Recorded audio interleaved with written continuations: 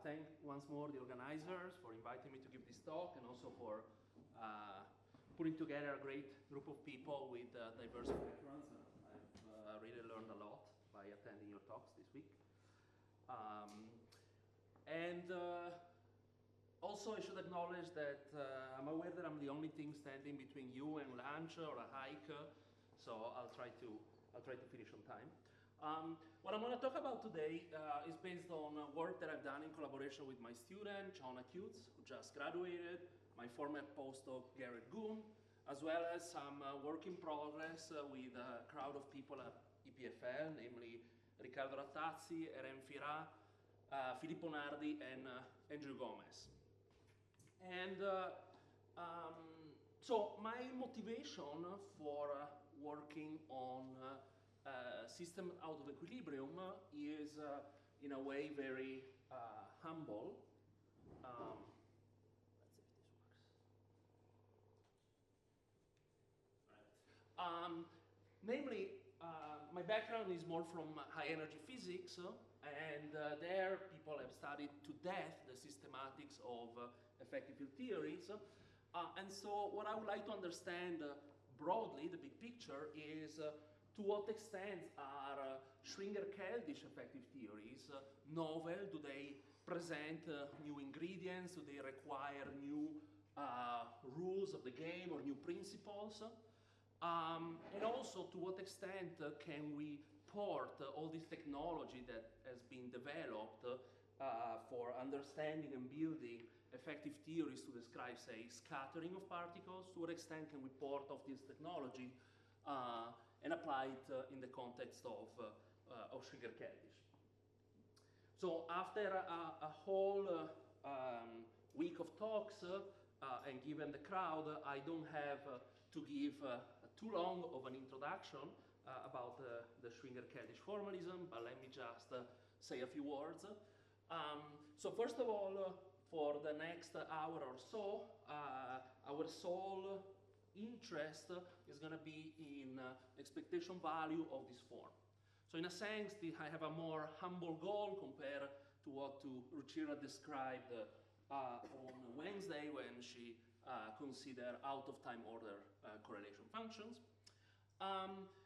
And if this is what we're interested in calculating, we can just insert some complete set of states in between the density matrix, time order, and anti-time order operators.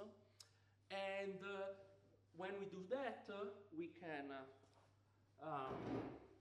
we know that an object like so and like so admits a simple path integral interpretation.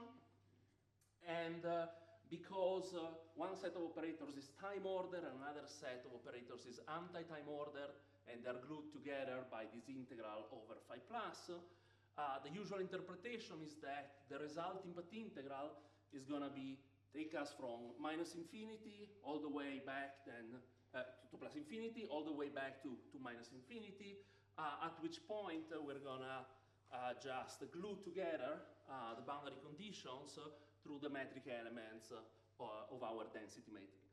Okay? And we're going to call the piece of the field that lives on the upper branch, we're going to call it phi 1, and the piece of the field that lives in the lower branch, we're going to call it phi 2. So that at the end of the day, if we're interested in calculating systematically these objects, we can work with a generating function of this form that contains a difference of actions for phi 1 and phi 2, as well as sources. And crucially, there is a prime here on this integral that is doing a lot of work because it encodes this notion that at past infinity we're going to demand that phi 1 and phi 2 are coincident, and at minus infinity we're going to glue together our boundary conditions again with these matrix elements. Okay? So there are very non-trivial boundary conditions embedded or implied in this equation. And the whole idea behind the effective theory approach to Schwinger-Keldysh is to go from an object like this to an object defined in terms of some effective action that is supposed to encode all informations about the boundary conditions as well as the state. And whenever we consider a state that is not a trivial vacuum, that always comes with some new scales. So, for example, temperature for a thermal state, a chemical potential. If we have some lump of stuff, it could be the characteristic size of that lump. And now in the effective theory, where the information about the state is captured at the level of the action, these scales are also going to appear inside the action. And so the effective action is going to be organized in some derivative expansion, or are going to have some expansion parameters that, that depend on the scales. Things like the ratio of typical energies over temperature, or typical energies over chemical potential, and so on. And of course, that could also be other expansion parameters that depend on the underlying dynamics of your macroscopics. So for example, here, I pointed out that the states that we are allowed to consider are only the states that have scales parametrically smaller than the cutoff of these actions here. And so in general, here we can also expect to have other expansion parameters that are going to be E over lambda, that cutoff. Except that in this regime, those expansion parameters are going to be negligibly small compared to this one. So these are the ones we're going to care about. Now, when we try to include the information about the state in the effective action, that also ends up determining what the symmetries of our action are, and in particular, which ones are linearly realized or preserved, and which ones are spontaneously broken. And with that information in hand, we also know whether our system has some light gapless degrees of freedom, some non-Woolston modes, and typically those are the ones we'll be interested in focusing on to understand the long wavelength, low frequency dynamic of our system. Now, so it's easier to illustrate all of these in a concrete case. So let's consider the case of a thermal state, in which case the expansion parameter is going to be beta times E, so E over temperature. But there is also going to be another expansion parameter, like thermalization scale times energy. In general, that's going to be the more important expansion parameter, unless we go to a strong clapping scale where this bound gets saturated and these two parameters become of the same order. So in this sense, these are the expansion parameters that follows from this particular state. As we know, there are also some symmetries that encode thermality and imply things like fluctuation dissipation theorem. And it's this dynamical KMS symmetry, which is usually just summarized in a compact form like that. But because beta times energy is one of the expansion parameters of our theory, we should think of this as really being a symmetry that is implemented perturbatively up to a finite order in beta E, depending on which order we're interested in working at. Now, in the rest of the talk, I'll mostly be interested in transport of internal charges that might be conserved because my theory has some internal symmetries. And so as a result, from this perspective, I can consider boost as being explicitly broken. Basically, what I'm doing is decoupling the Goldstone modes that will be associated with the breaking of boost, okay? Going sort of essentially in an incompressible limit, if you want, in more physical terms. And so if our system has a set of internal symmetries, we might want to ask if that's the symmetry of the dynamics, how is this implemented at the level of the Schwinger-Keldysh effective action? And even without going to an effective action, we can immediately realize that our system must have two copies of all gauge symmetries, simply because in this picture where we think of time evolution along a path that has two branches, we are always free to choose our gauge parameter in a different way in the upper part of the branch or the lower part of the branch. And when we call the field with two different names depending on where it lives, that also gives rise to essentially two gauge symmetries. Now, when we go to an effective theory, and something I should have said is that in general this plan of capturing information of the state at the level of an action would give us an action that is local only when we expand, when we work at energies and momenta smaller compared to the scales of our state, right? And so if we put ourselves in the regime and we have an action that is local, then the only way I know of having two copies of gauge symmetries is by starting with two copies of global symmetries.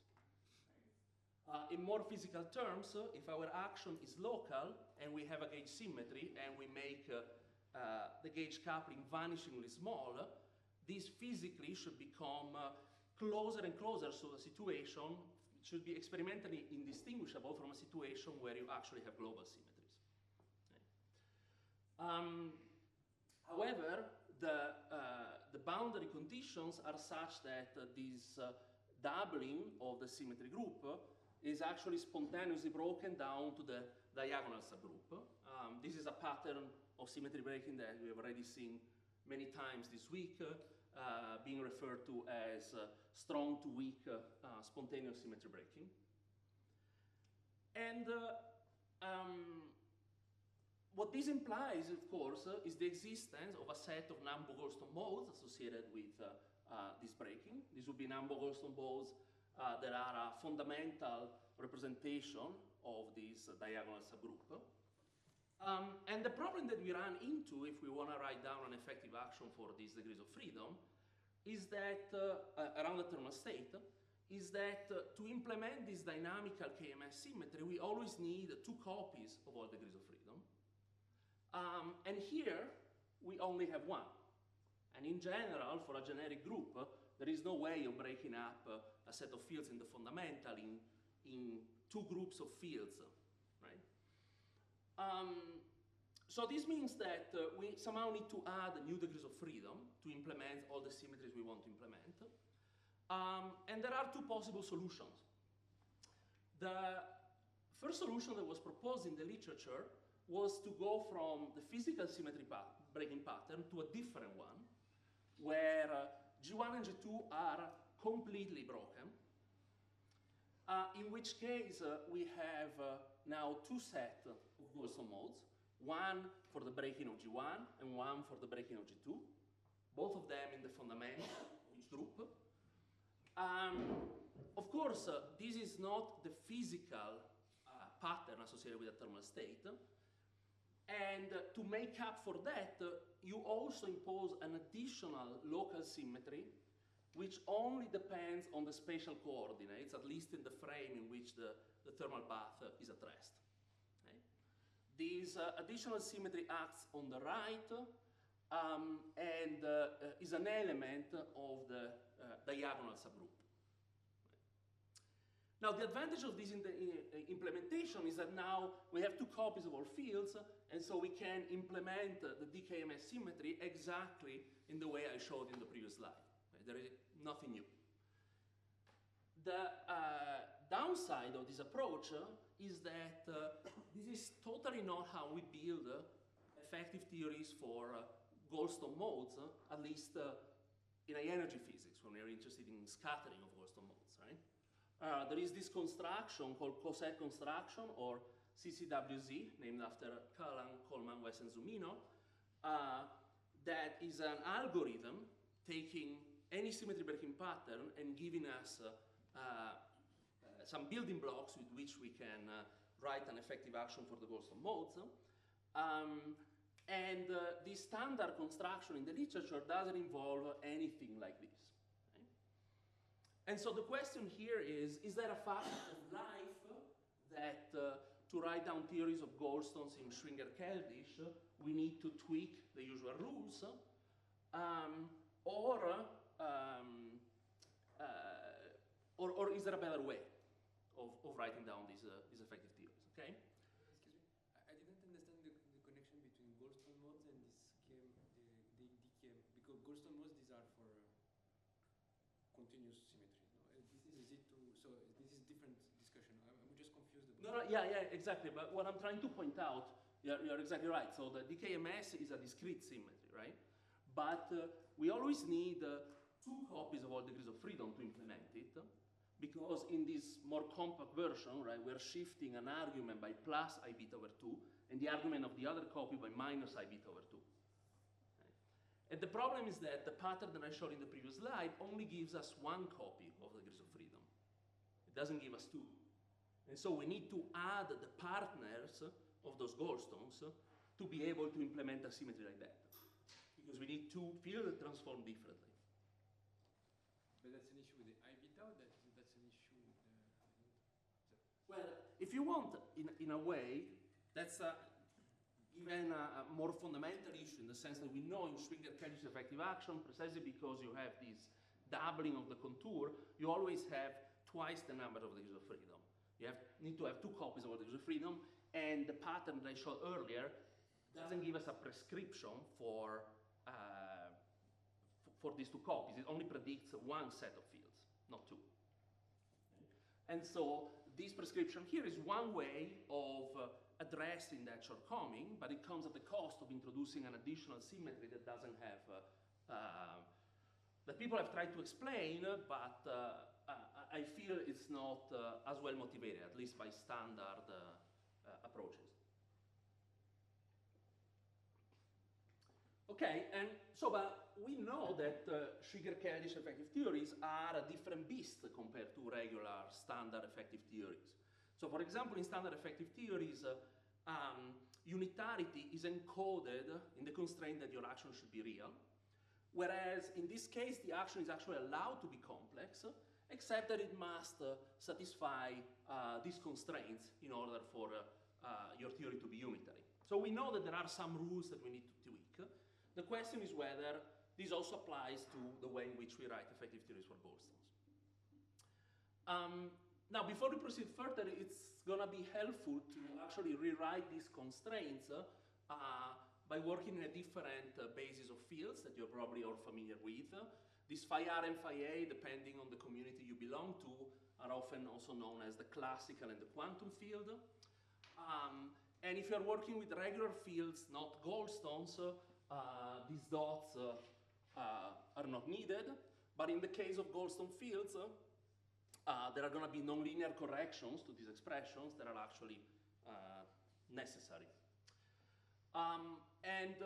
When expressed in terms of these phi r and phi a fields, the constraint that I showed earlier just reduced to the statement that the real part of the action should be odd in phi a, the imaginary part should be non-negative and even in phi a, and it should vanish when we set phi a to 0. Okay. Meaning that it will start quadratically in phi a. Now, what we did together with my student and my postdoc was propose an alternative approach to building these theories, where we start with the correct symmetry breaking pattern, and instead of tweaking that, we add another set of fields, of matter fields that are not Goldstones, and transform in exactly the same representation of the diagonal subgroup.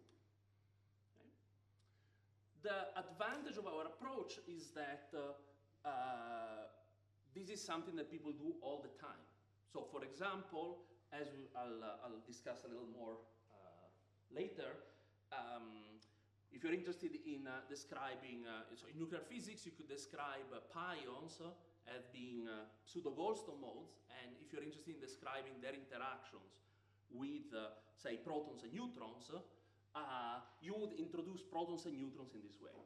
They wouldn't be in the same representation as the pions, but they would be additional matter fields that you know that the CCWZ construction tells you how to couple to your Goldstones in a consistent way. Now, the downside of our approach is that we had to work a little harder to figure out how to implement the DKMS symmetry on these degrees of freedom. Okay? And so that was one of the main contributions of our paper.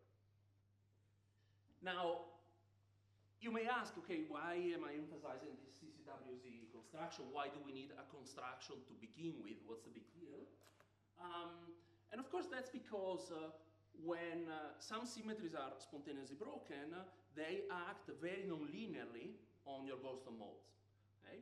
The transformation rules of these Goldstones phi A is such that if I hit this exponential that I showed earlier, this broken transformation parameterized by the Goldstones, with a generic transformation from the left, and then I push it through until on the right side I'm left simply with an element of the diagonal unbroken subgroup, which could possibly depend on phi A and on what's the thing you started with. Then what is left here is going to be an expression that depends on a very nonlinear combination of the phi A's, and that's going to be, by definition, my transform field. Okay? So if you try to do it explicitly for a particular choice of group, you find that this thing is horrible, this transformation. And so naively, it's not that easy to write down an effective action that is invariant under this super nonlinear transformation rule. Okay? We know how to do it, of course, if we start from a concrete model. You have, like, I don't know, ON model, and then you do spontaneous symmetry breaking, you get some gapped guys that you integrate out. But the whole idea here is that you want to be agnostic about what groups you break, to which subgroups, and you want to be agnostic about the symmetry breaking mechanism. Okay? We don't want to assume that we have a Mexican hat potential. It could be some strongly coupled sector, for all we know, and we don't want to say anything about that. And so really the issue then becomes figuring out how to write invariance under this nonlinear symmetry. And the tool, the quantity that is key to calculate or to consider is this Morel-Cartan form. Right? So this is an element of the algebra of our group, and as such, it's going to be just a linear combination of generators. And the strategy is the following. We just look at the coefficient in front of the generators that are broken, this QA, and the coefficient in front of the generators that are unbroken. And these two pieces happen to have very nice transformation properties, meaning they transform in a linear representation of the unbroken subgroup. Okay? These are, I denote them as covariant derivatives, but are essentially very nonlinear combinations of phi A's and its derivatives. Whereas this A mu here is also a very nonlinear combination, but it transforms like a connection under these diagonal subgroup transformations. Okay? And we can also add to that these matter fields, which now are going to transform exactly like the mu phi A's. Okay? Now, because these unbroken group elements can depend on the Goldstones, can depend on G, this looks a little unwieldy, but the main message here is that because we're bringing down any transformation, G1 cross G2, we're reducing it to an unbroken transformation. If we combine these building blocks in a way that is manifestly invariant under the diagonal subgroup, what we get is going to be secretly invariant under all the symmetries. So that's the power, essentially, of the coset construction. Any questions? So this rho, you call it rho, I imagine, because it will become the density? Yeah, so perturbative lowest order, yeah. I think technically, as it was pointed out to me by Luca, when you go to nonlinear orders, this should be more thought of as fluctuations in the chemical potential. But a linear order, you can get a diffusion for the fluctuations in the chemical potential. So, yeah. Just from the symmetry breaking pattern that we should introduce a Goldstone field, but how do we, justify or Why do we introduce a rho R field in addition to the Goldstone? Well, so we need to introduce some new degrees of freedom. Let me put it this way. We need to introduce new degrees of freedom so that we can have two copies of all the fields, and we can implement the KMS symmetry on them. The question you have is whether you want to add additional degrees of freedom on which the unbroken subgroup acts linearly, as we're doing, or acts non-linearly, as people did previously. That's essentially the choice you're facing. But you know you need to add some other degrees of freedom.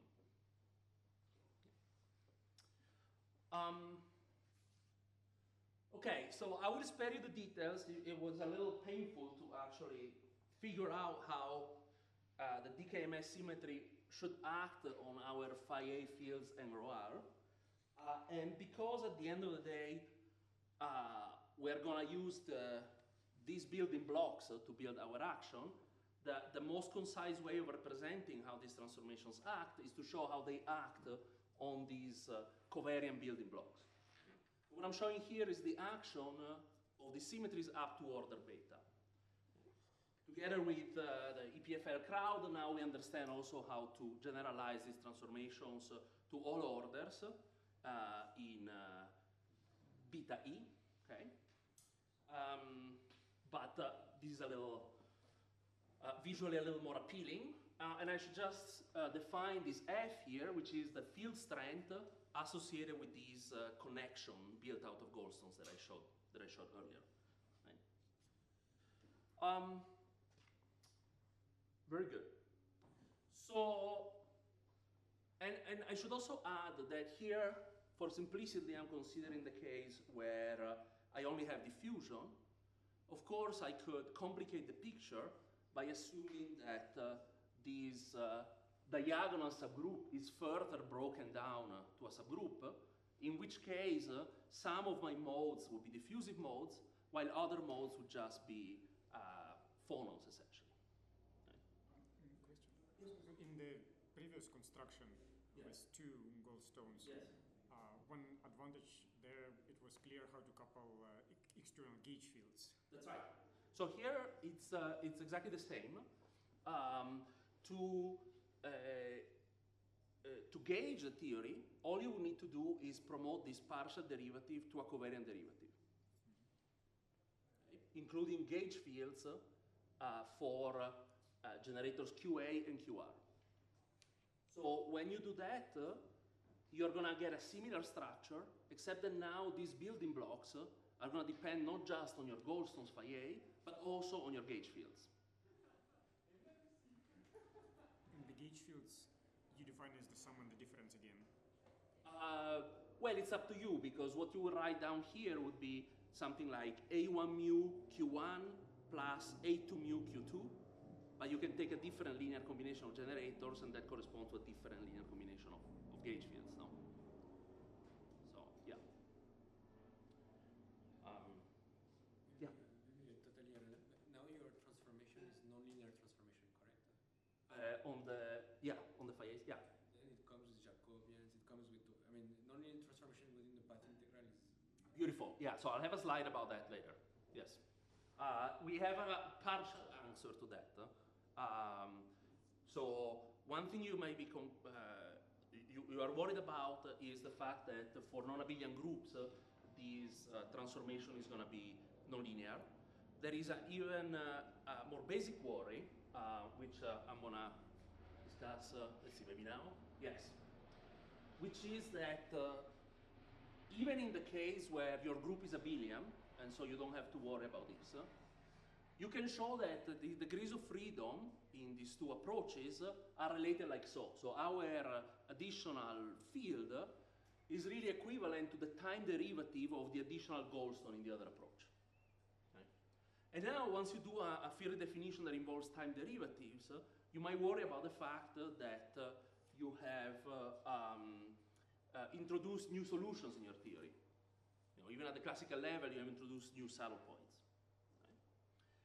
Right? Of course, what you would want to show that would also solve the problem that you mentioned, is that at the end of the day, the generating functionals are the same.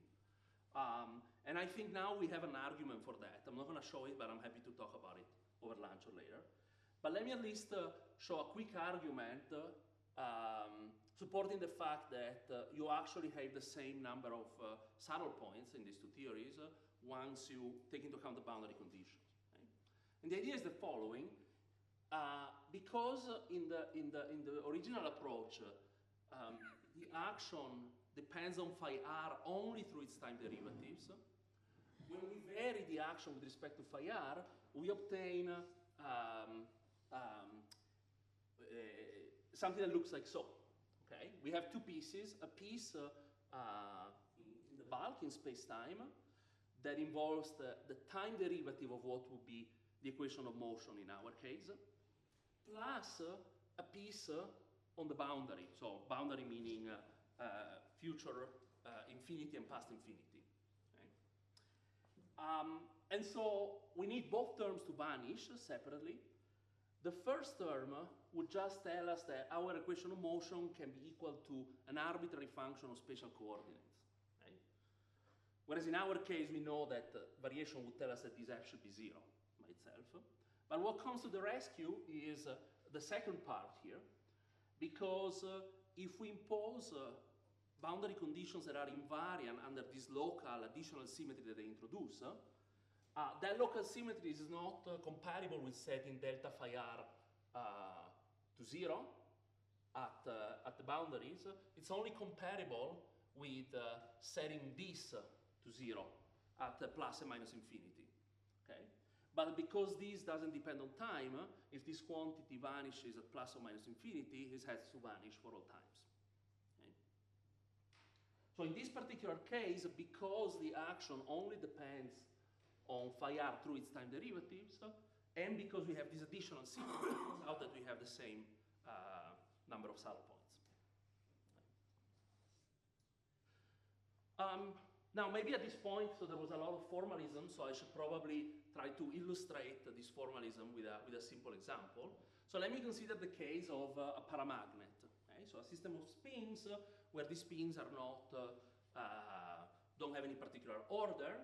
So the first step in the recipe is to say, well, I'm going to need to have two copies of my SO2 spin symmetry, and my thermal state is going to break this down to the diagonal. So I'm going to have 3 Goldstones phi A associated with this break. And then I will need to introduce 3 more fields rho r to be the partners of these phi A's. And then I'll need to write an effective action that is invariant under this DKMS symmetry that is implemented on covariant derivatives of phi I and rho r in this way I showed earlier. You turn the crank, and the outcome is an action that looks like so, that depends on only 2 free parameters. I'm calling here C1 and C2. And these things are forced to appear all together by the DKMS symmetry. We've already seen, right, this a term that looked like so and a term that looked like so appearing together in previous slides for the same reason. In this formalism, you also have an additional term here, if your symmetries are non-abelian, that is just the field strength of this Goldstone connection. So what can we do with an action like this?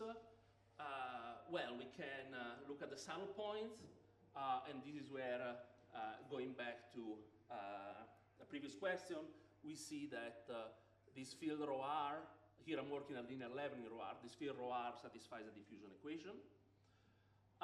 But we can also, as I explained earlier, introduce external gauge fields and vary with respect to them multiple times to calculate correlators of our conserved currents. And depending on whether we vary with respect to a mu r or a mu a, what we end up with, say at the level of the 2-point function, could be either a Keldysh type correlation function for the currents, or a retarded or an advanced correlation function. Okay? So this is the usual story. Now, at this point, I would like to let me pause for a second and see if there are any questions about this. Everything I've said so far was relevant for systems that are closed, meaning systems that were not allowed to exchange charge with an environment. Okay? They were maybe exchanging energy, and that's why they were in a thermal state, but they were not exchanging our internal charge. So what I would like to do next is move to a situation where exchange of charge is allowed. Yeah? So if I understand the main advantage, if I work to like leading order in derivatives, then I can obtain this theory that you wrote down by essentially doing a field redefinition on the old theory, old theory with stones, and KMS will be preserved there. What you're saying is that if you want to work with this row field, then you can go to like all orders and derivatives, and you have a recipe how to impose KMS in that. That's correct. That's correct. Yes. I mean, maybe can I add, like, the advantage is also that you have a symmetry breaking algorithm for hydrodynamics, right? As opposed to the, where you have to. Right. Yeah, so it's maybe more of a conceptual advantage, but basically you've managed to bring these Schwinger-Keldysh effective theories for Goldstone modes under the same umbrella of any other theory of Goldstone modes that you ever seen in your life. Okay, so let me now move on to this slightly different setup where I now allow exchange of conserved charges with an environment. I'm sticking with the SU2 here, just for simplicity, to point out the difference. Namely, in this case, what we had was a spontaneous symmetry breaking pattern down to the diagonal, meaning that both symmetries were still symmetries of the action, just that part of this group was very nonlinearly realized. Once you open up your system, what you have is now an explicit breaking of these two symmetries out of the diagonal. Now your action is really only invariant under the diagonal subgroup. And you can understand that because now we know that the current associated with these symmetries, or the spin current, is no longer exactly conserved as an operator statement. It might be conserved on average, in equilibrium, the right-hand side may vanish, but not as an exact statement. And so somehow our system now needs to have fewer symmetries, to have fewer conserved neutral currents. Also, I would like to contrast this with a situation where your current is no longer conserved because your symmetry is not exact anymore at the microscopic level. Okay? This is something that confused us for a while, but the difference is really that here you have a complete explicit breaking, which I'm denoting with this double arrow, by the way, as opposed to a single arrow. In this case, you are breaking explicitly both copies of your symmetry. Whereas if your system is only open, but as a whole system plus environment are invariant, you're only having an explicit breaking down. Now, there is a nice analogy between what I've told you so far about paramagnets and actually QCD. Okay? So if we take QCD with the two lightest quarks, and we work at first in an approximation where we neglect their mass, then the action for QCD plus these two massless quarks is invariant under a chiral transformation where you rotate the two helicities of the two quarks independently into each other. So the left-handed quarks rotate them with each other, and the right-handed quarks. Okay? And so, like in the case of Schwinger-Keldysh paramagnets, we have two copies of SU2. And like in the case of thermal states, now the ground state of QCD spontaneously breaks these two copies down to the diagonal. Okay? So this is really like a closed system. And the effective theory, low-energy effective theory for the Nambu-Goldstone modes now is known as chiral perturbation theory and contains these three Nambu-Goldstone modes, which are our three pions, which in these limits are massless, and has some additional fields, very much like what I described, except that instead of having another triplet of massive gapped fields, here what we have in nature just happens to be a doublet, the nucleons the two nucleons, protons and neutrons. Okay? But otherwise, also of course the reason why you get a different physics is because the unitarity constraints that you impose when you write down an action are different. Right? When I write down an action for these guys, my action is going to be real, say, if I'm interested in scattering events. Whereas in my Schwinger-Kelvin action, my action can be complex, subject to these constraints that I showed earlier. Right? So the phenomenological success of this approach historically was that it explained why the pions are much lighter than the nucleons. But of course, we know that they're not exactly massless, which means they cannot be exact Goldstones. They have to be pseudo-Nambu-Goldstone bosons. And that's because, as we know, quarks have some masses, and those masses break chiral symmetry explicitly. But in the limit where we take the two masses of the U and D quarks to be the same, there is a subgroup of this SU2 plus SU2 that is still preserved in that limit, and that's a diagonal subgroup. Okay? So this is what we call, in nuclear physics, isospin. Okay? And if this explicit breaking was like violent, if this symmetry was badly broken, then you simply wouldn't have pions. Okay? The reason why we still talk about pions is because they are pseudo-Nambu-Goldstone bosons, so they have the scale of explicit symmetry breaking, which is set by these masses, is parametrically smaller than the scale of spontaneous symmetry breaking. So we can still trust them in our theory. And so this suggests that perhaps we could try to do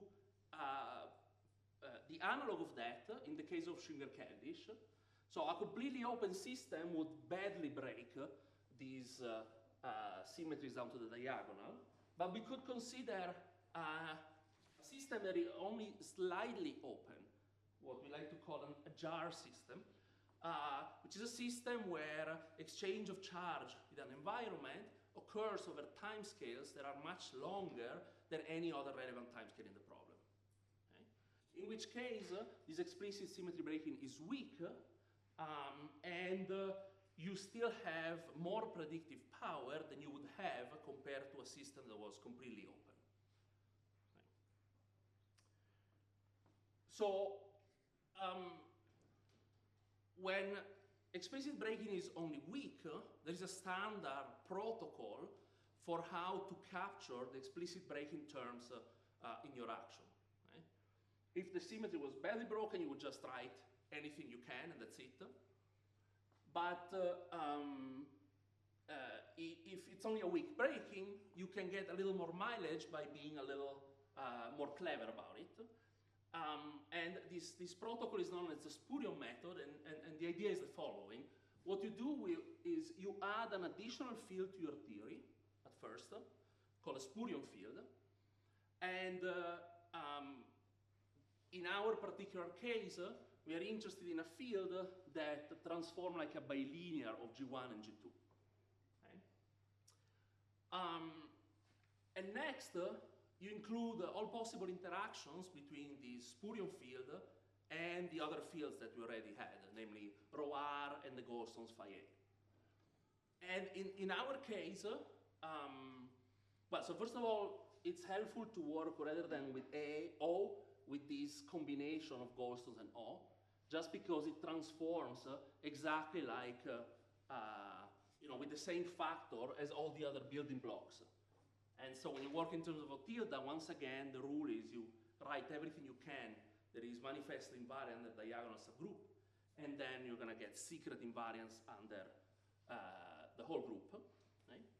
And then, of course, you need to be a little careful and still demand that whatever couplings you write satisfy your unitarity constraint and an invariant under the DKMS symmetry. Right? And so at this stage, all you have is just another theory that has an exact G1 cross G2 symmetry, and just has more fields. So you haven't gained much. But now the important thing is that now you take this theory and you replace the operator with a constant expectation value. Okay? And in our case, we're interested in expectation values that is only manifest invariant under G diagonal. Right? So the idea behind this Purion methodology is to mock up explicit breaking as if it was spontaneous breaking when we neglect the Goldstones associated with the spontaneous breaking. Okay? And now, if this gamma is small compared to the other scales in the program, we can work perturbatively in O and introduce perturbatively these explicit breaking effects. So the dominant term is going to come from contributions that or interactions that are linear in O. Right? So that's the idea. And by following this strategy systematically, as you'll see in a moment, we get a little more mileage. We get an action that a leading order in gamma is a little more constrained than you would have guessed otherwise if you just assumed, well, all my symmetries are broken, so let me write down anything I can. So again, focusing on the case of U1, just to simplify a little bit the notation, this would be the action one would write down for a closed system. And if you follow this procedure, what you find is that a leading order in weak symmetry breaking, for an Ajar system, this action should be corrected by a term that looks like so. So this term breaks the off-diagonal symmetry, which will act as a shift on phi A. So indeed, it has fewer symmetries than this action here. But you see that there is a whole nonlinear structure here involving sines and cosines of phi A, which is fully nailed for you. Right? So instead of just writing down all possible polynomials in phi A with arbitrary coefficients in front, knowing that the symmetry is only weakly broken allows me to keep this structure resound. Right? And that's important because this means that there are going to be corrections. If I go and calculate corrections, say, to 2-point function, 3-point functions of currents, and so on, there are going to be corrections to all these n-point functions that are going to be linked, are going to come with the same coefficient. Okay? Yes? What's the significance of the fact that this has a discrete shift symmetry for phi? That's a good question. So in general, you could still have, so I haven't thought much about it. But something that would be interesting to understand is whether topologically non-trivial configurations, field configuration for phi A, somehow are interesting, give you something interesting at the level of the path integral that you can physically interpret somehow. In the case of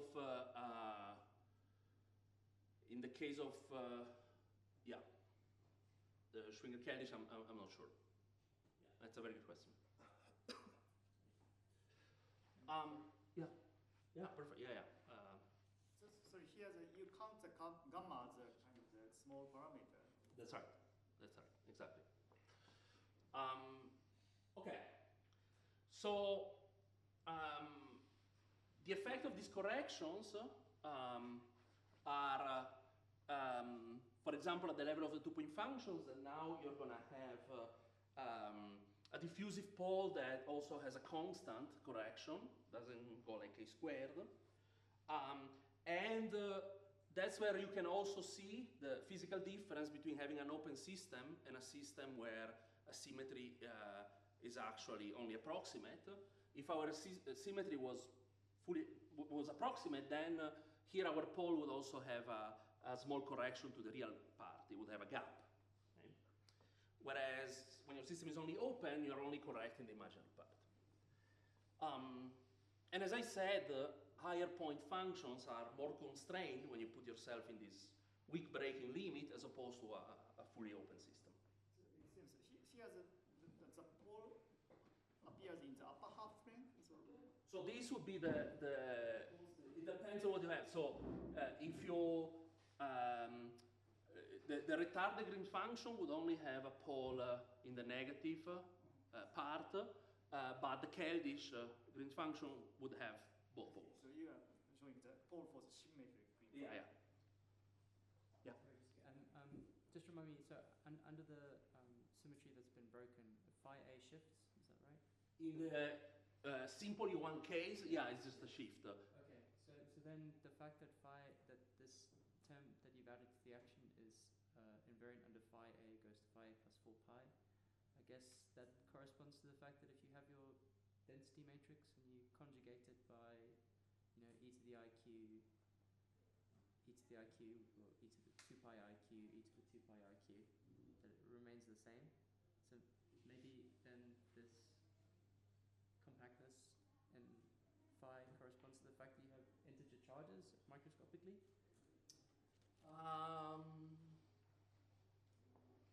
But I don't know where that consideration came into your calculation. It didn't seem like your calculation knew at any point that charges were quantized. No, exactly. So I'm not sure that I don't see a physical connection between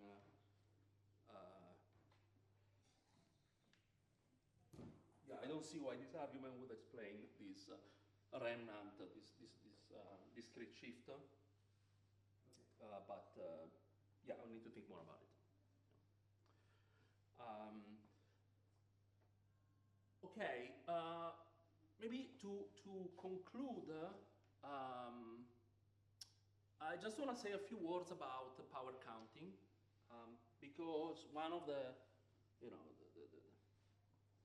motivations for doing things the effective field theory way is that you're supposed to be systematic, and by that, what we mean is that your theory is going to have a set of power counting parameters, and you should be able to associate to each term in the action a specific scaling in these power counting parameters. In such a way that if you tell me beforehand to what approximation you want to calculate a certain observable, before starting my calculation, I can say, okay, these are the terms I need to keep in my effective action consistently to calculate up to the desired precision. Right? So here what I want to show is how one would go about determining how different fields scale in the theory. Right? If we just focus on the quadratic part of the action, we would say, well, our path integral is going to be dominated by configurations for which the imaginary part of the action is no larger than order 1, because otherwise we get an exponential suppression. And so by looking, for example, at this term here, and replacing the measure with 1 over omega k cubed, replacing gradients with k squared, and so on, we get a bound like that on the size of phi a. Similarly, we would say that the path integral is dominated by field configuration for which the real part is roughly of order 1.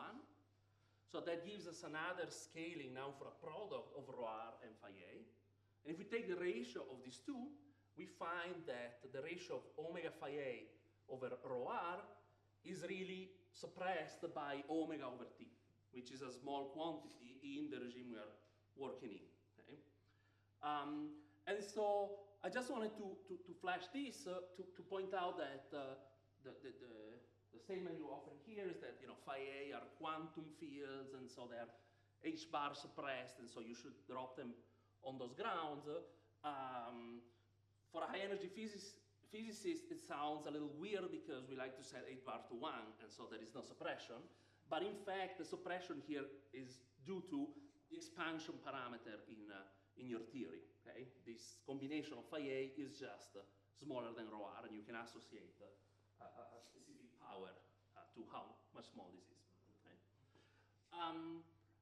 But then, as I said, a responsible effective field theorist should be able to tell you exactly how many terms and up to which order you should keep terms to do a calculation up to a finite precision. And the result that I showed you so far were only up to linear order in energy over temperature. Right? I mentioned that we know how to implement DKMS to all orders, but I haven't really shown it on the slide, so why should you trust me? And so my last slide, I'm just gonna say a few words about that. Now, let's consider a term in the action of this form, okay? That contains n quantities built out of the building blocks that I showed you earlier, for example. This term is going to be local in space, but I'm allowing for a kernel here that can have a complicated dependence on omega. Okay? And the idea is going to be that this kernel will have an expansion in omega over t, and what I showed you earlier are just the leading terms in the expansion of this kernel. What I'd like to know is, can I come up with a generic expression for this kernel so that you tell me up to what order you want to work in omega over t, and I expand this consistently up to the desired order. Okay?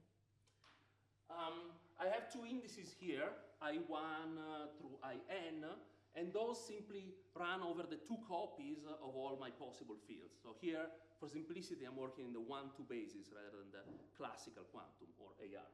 Okay? And then, starting from this expression, you can impose the unitarity constraints that I showed earlier and translate those directly into constraints on this kernel, okay, that you can try to solve. And the interesting thing is that these constraints completely, essentially nail the form of the kernels. It's convenient to break up that kernel into a real and imaginary part. And what you find is that the real part is going to be a linear combination of a bunch of very sparse tensors that only involve the Bose distribution. So that's how the frequency enters. Whereas the imaginary part is a similar linear combination of other sparse tensors that only involve the Fermi distribution. And I'd be happy to chat over lunch if people have seen this. I know there are higher order version of dissipation, fluctuation dissipation theorems. And so maybe this result is already known in the literature. The thing that I don't have a good explanation for is the fact that here we assume that all our operators were bosonic, and somehow what we find are solutions that also involve the Fermi distribution, and I don't have a physical interpretation from that, and it kind of bothers me. So if any of you do, I'd be happy to chat about it. All right, anyways, I'm gonna stop here, and thank you for your attention.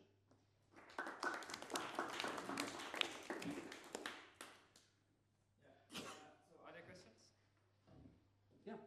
So yeah, in this talk that you restrict yourself to the internal symmetry rather than space-time symmetry. And if you apply the concept construction method in your talk that to the space-time symmetry breaking, can you somehow reproduce the relativity hydrodynamics which is discussed by? Yeah. So we haven't done that.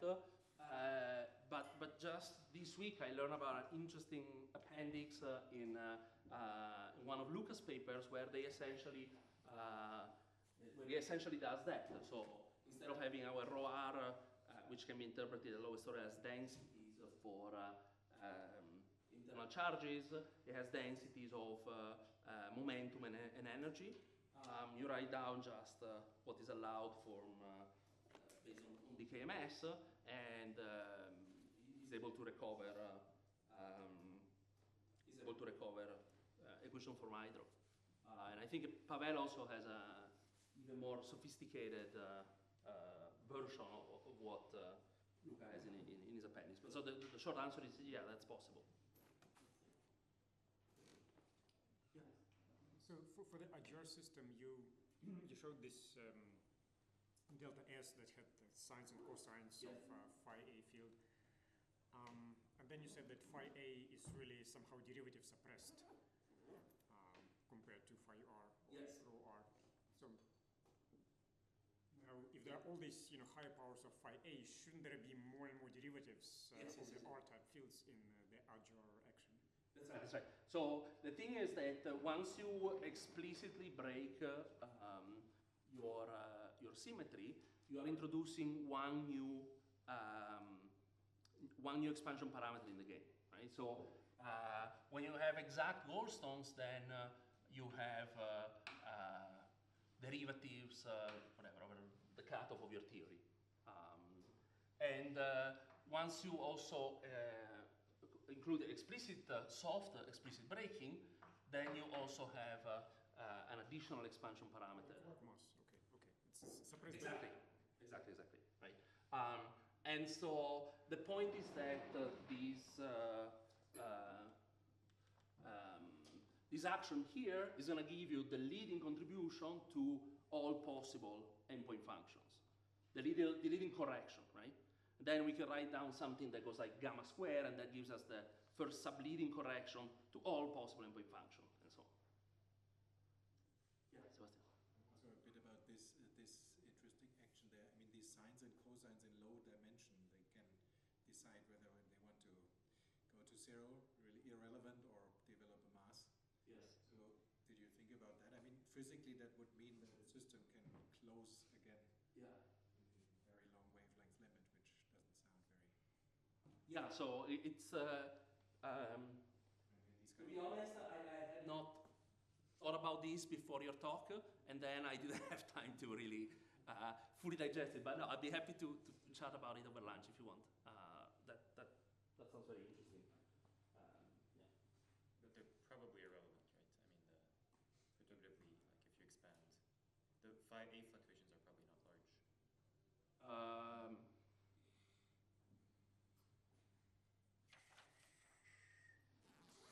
Yeah, I'm not sure. It might depend on the dimensions, no? And so I'm not sure in lower dimensions. Yeah. A small comment about the last part of your talk. So yeah, probably you are trying to find what is the generalized kind of the fluctuation dissipation relation, which is kind of the real function. And I think that around 2002 or so, that Ulrich Heinz in the Ohio. Yeah.